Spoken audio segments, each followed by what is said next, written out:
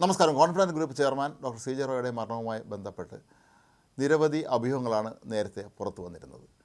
എന്നാൽ ഏറ്റവും ഒടുവിലായി പുറത്തു വരുന്ന വിവരങ്ങളനുസരിച്ചാണെങ്കിൽ അദ്ദേഹം മരണം സ്വയം തിരഞ്ഞെടുക്കുക തന്നെയായിരുന്നു എന്നാണ് കരുതേണ്ടത്. തൻ്റെ സാമ്പത്തിക സ്രോതസ്സിനെക്കുറിച്ചുള്ള വിവിധ ഏജൻസികളുടെ അന്വേഷണത്തിൻ്റെ പശ്ചാത്തലത്തിൽ ഒരു രാജാവിനെ പോലെ അത്യാഡംബരത്തോടെ ജീവിച്ചിരുന്ന തൻ്റെ ഈ ഒരു രീതിയിലുള്ള ജീവിതം അത് സ്വാഭാവികമായും നിലച്ചേക്കും എന്നുള്ള ആശങ്ക റോയ്ക്ക് ഉണ്ടായിരുന്നു എന്നാണ് ഒടുവിൽ മനസ്സിലാക്കുന്നത്.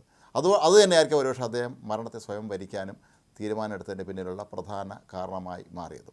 കേരളത്തിലെ സമ്പന്നന്മാരുടെ പട്ടിക എടുക്കുമ്പോൾ ആദ്യ ലിസ്റ്റിലൊന്നും തന്നെ സി ജെ റോയുടെ പേര് നമുക്കൊരിക്കലും കാണാൻ കഴിയുകയില്ല. പക്ഷേ അദ്ദേഹം നയിച്ചിരുന്നത് കേരളത്തിലെ ഏത് സമ്പന്നനേക്കാളും അത്യാഡംബരമായ ജീവിതം തന്നെയായിരുന്നു. വിവിധ കാലഘട്ടങ്ങളിൽ 12ഓളം റോൾസ് റോയ്സ് കാറുകൾ ഉൾപ്പെടെ അല്ലെങ്കിൽ വിദേശ നിർമ്മിത കാറുകളുടെ നീണ്ട നിര തന്നെയാണ് അദ്ദേഹത്തിനുണ്ടായിരുന്നത്.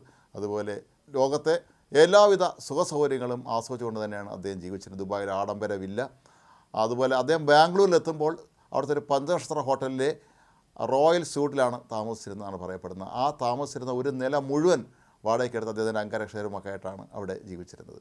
ഇതൊക്കെ തന്നെ ഒരു ബിസിനസ് തന്ത്രമായിരുന്നു എന്നാണ് പറയപ്പെടുന്നത്. കാരണം ഒരാൾ ധനികനായിരുന്നുകൊണ്ട് മാത്രം കാര്യമായില്ല, താനൊരു ധനികനാണെന്നും താൻ വളരെ ആഡംബരത്തിലാണ് ജീവിക്കുന്നതെന്നും തൻ്റെ ജീവിതശൈലി അതിഗംഭീരമാണെന്നൊക്കെ നാട്ടുകാരെ ബോധ്യപ്പെടുത്തേണ്ട ഒരു ആവശ്യം കൂടെയുണ്ട്.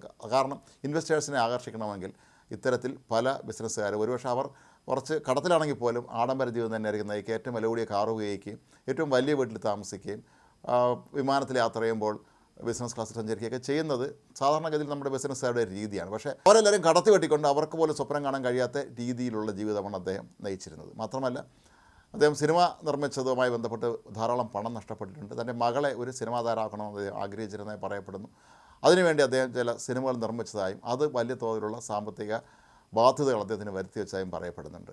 കൂടാതെ സി ജെ റോയ് എപ്പോഴും പറയുമായിരുന്ന ഒരു കാര്യം തനിക്ക് സീറോ ഡെറ്റാണ് ഉള്ളതെന്നാണ്. അതായത് തനിക്ക് ഒരു കടവുമില്ല, ബാങ്ക് ലോൺ എടുത്തല്ല താൻ ഈ ബിസിനസ് നടത്തുന്നതെന്നാണ്. പിന്നെ എവിടെ നിന്നാണ് ഇതിൻ്റെ വരുമാനം എന്ന് ചോദിക്കുമ്പോൾ ഇത് പലപ്പോഴും നിക്ഷേപകരിൽ നിന്ന് സ്വീകരിച്ചിരുന്ന ആസ്തിയാണ് അദ്ദേഹത്തിന് ഉണ്ടായിരുന്നത് എന്നാണ് ഇപ്പോൾ പുറത്തു വരുന്ന വിവരം.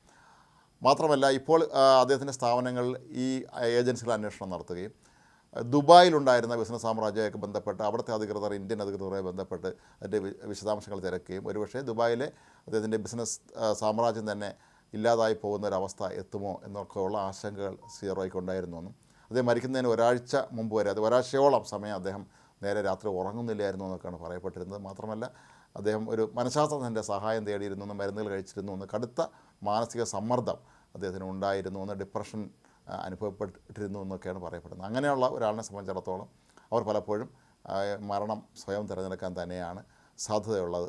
സി ജെ റോയെ സംബന്ധിച്ചിടത്തോളം ഇനി ഇങ്ങനെ അല്ലാതെ ജീവിക്കാൻ കഴിയുകയില്ല. ഇത്രയും ആഡംബരത്തിൽ ജീവിച്ചിരുന്ന അതിൻ്റെ ഒരു എല്ലാ പകിട്ടോടും കൂടി നാട്ടുകാരെയും കൂടി കാണിച്ച് ജീവിച്ചിരുന്ന ഒരാളെ സംബന്ധിച്ചിടത്തോളം ഇനി അതില്ലാതെ ജീവിക്കുക എന്ന് പറയുന്നത് അദ്ദേഹത്തിൻ്റെ വിശ്വാസത്തെ തന്നെ ബാധിക്കും എന്നുള്ള ഞെട്ടിപ്പിക്കുന്ന യാഥാർത്ഥ്യം ഒരുപക്ഷെ സി ജെ റോയ് മനസ്സിലാക്കിയിരിക്കാം. അതൊക്കെ തന്നെയായിരിക്കാം അദ്ദേഹത്തെ ഈ ഒരു തീരുമാനത്തിലേക്ക് എത്തിച്ചത് എന്ന് വേണം കരുതാൻ. അതല്ലാതെ ഇൻകം ടാക്സ് റെയ്ഡ് നടത്തിയതിൻ്റെ പേരിൽ മാത്രം ഒരിക്കലും ഒരു വ്യക്തിയെ ആത്മഹത്യ ചെയ്യേണ്ട ആവശ്യമില്ല. മാത്രമല്ല അദ്ദേഹം ഈ ഇൻകം ടാക്സ് ഡിപ്പാർട്ട്മെൻറ്റുകാർ കൊടുക്കുന്ന പിഴ അടയ്ക്കാൻ പോലും തയ്യാറായിരുന്നു എന്നാണ് പറയപ്പെടുന്നത്. പക്ഷേ ഇതോടുകൂടി തൻ്റെ ബിസിനസ്സിലേക്കുള്ള വരവ്, അതായത് പണത്തിൻ്റെ വരവ് നിന്നു പോകും എന്നുള്ളൊരു ഭയം അദ്ദേഹത്തെ അലട്ടിയിരുന്നു എന്ന് തന്നെയാണ് പറയപ്പെടുന്നത്. ഇതിന് ഉപോത്ബലമായ നിരവധി കാരണങ്ങളും ഇപ്പോൾ ചൂണ്ടിക്കാട്ടപ്പെടുന്നുണ്ട്. ഇപ്പോൾ അദ്ദേഹത്തിൻ്റെ കമ്പനിയുടെ മറ്റ് ഉന്നതരായ വ്യക്തികൾ ഈ കമ്പനിക്ക് തകരാറൊന്നും സംഭവിച്ചിട്ടില്ല, കമ്പനി പൊളിയുകയില്ല എന്നൊക്കെ പറഞ്ഞ ആഹ്വാനങ്ങളുമായി ഇപ്പോൾ രംഗത്ത് എത്തിയിട്ടുണ്ട്.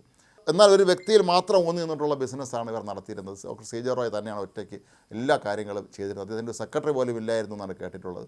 അങ്ങനെയുള്ള ആളെ സംബന്ധിച്ചിടത്തോളം ഇത്രയും അത്യാഡംബര ജീവിതം നയിച്ചിരുന്ന, സമൂഹത്തിന് മുന്നിൽ എപ്പോഴും ഒരുപാട് ആഭരണങ്ങൾ അണിഞ്ഞ് വില കൂടിയ വാഹനങ്ങളിലും ഹെലികോപ്റ്ററിലും ഒക്കെ പ്രത്യക്ഷപ്പെട്ടിരുന്ന ഒരാളെ സംബന്ധിച്ച് നാളെ അതൊന്നും ഇല്ലാത്ത ഒരു ജീവിത രീതിയെക്കുറിച്ച് ഒരുപക്ഷെ അദ്ദേഹത്തിന് ചിന്തിക്കാൻ പോലും കഴിയാത്ത ഒരു മാനസികാവസ്ഥയിലേക്ക് അദ്ദേഹം എത്തിച്ചേർന്നിരുന്നു എന്ന് തന്നെയാണ് മനസ്സിലാക്കാൻ കഴിയുന്നത്. അതുകൊണ്ട് തന്നെയായിരിക്കും അദ്ദേഹത്തിന് ഒരാഴ്ചയോളം ഉറങ്ങാൻ കഴിഞ്ഞില്ല എന്നും മനഃശാസ്ത്ര ചികിത്സയ്ക്ക് വിധേയനാകേണ്ടി വന്നു എന്നൊക്കെയുള്ള വാർത്തകൾ ഇപ്പോൾ പുറത്തു വരുന്നത്. അപ്പോൾ ഏതായാലും ഇത് സംബന്ധിച്ച ദുരൂഹതകൾ ഇപ്പോൾ ഏതാണ്ട് അവസാനിക്കുക തന്നെയാണ്. അദ്ദേഹം മരണം സ്വയം വരിച്ചു എന്ന് തന്നെ കരുതുന്നതായിരിക്കും ഉചിതം എന്നാണ് നിലവിൽ അദ്ദേഹത്തിൻ്റെ ഈ പശ്ചാത്തലവുമായി ബന്ധപ്പെട്ട് അല്ലെങ്കിൽ ഇപ്പോൾ നടന്നു വരുന്ന അന്വേഷണ ബന്ധപ്പെട്ടൊക്കെ തന്നെ മനസ്സിലാക്കാൻ കഴിയുന്ന കാര്യം.